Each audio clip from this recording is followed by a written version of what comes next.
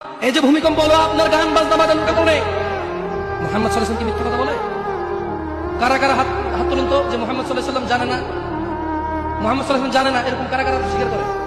আল্লাহ নবী বলেছে, যখন বাদ্যযন্ত্র বেড়ে যাবে, গায়িকারা সম্মুখে এসে নাচবে, তুমি অপেক্ষা করো, পাহাড়গুলো কেঁপে উঠবে, পৃথিবীটা নড়ে উঠবে।